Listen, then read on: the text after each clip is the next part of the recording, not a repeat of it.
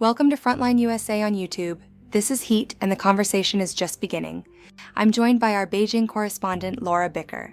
Now, Laura, all eyes at the moment are on the Strait of Hormuz and the blockade there.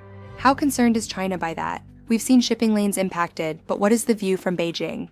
So first of all, China is not feeling the shock of this war like many others may be doing, and that is why, because China has been stockpiling oil since around January. So it does have enough oil considering it's the biggest consumer of oil in the world.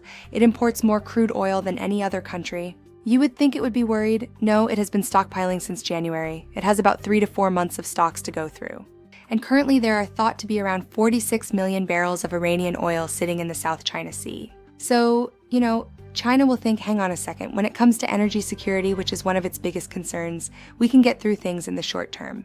Then there is the case when you look at how many business ties China has right across the Middle East, and that is where China will be concerned. China is trying to export its way out of economic trouble, and the way it does this is trade.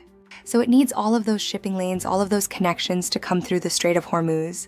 And what we're seeing if we're watching some ships, some Chinese-labeled ships are getting through. We're wondering how long that will last. But yes, at the moment, China will be concerned, but it may also be thinking of its own interests when it comes to this conflict and its global growth. So those are some of the practical considerations for Beijing. But what about how this conflict is being reported in general on state media? Remember, this is Chinese state propaganda, so a lot of what you're seeing is what the Chinese government want people here in China to see.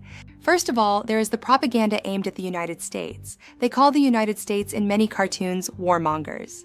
They're saying, look, if you are going to be a global stable power, where are you going to look? Well, it's China, and that's something Beijing's really leaning into.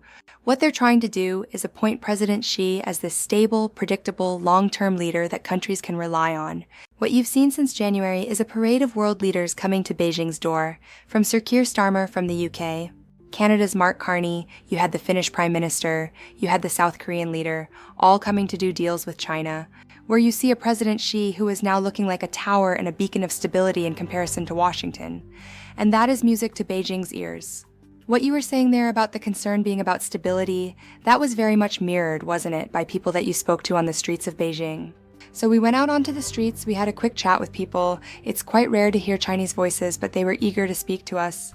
Because China's economy is facing internally several key challenges, from high youth unemployment to the housing prices collapse. Chinese people are worried about their own interests and their own cost of living, and that's why they're worried about this war spiraling out of control.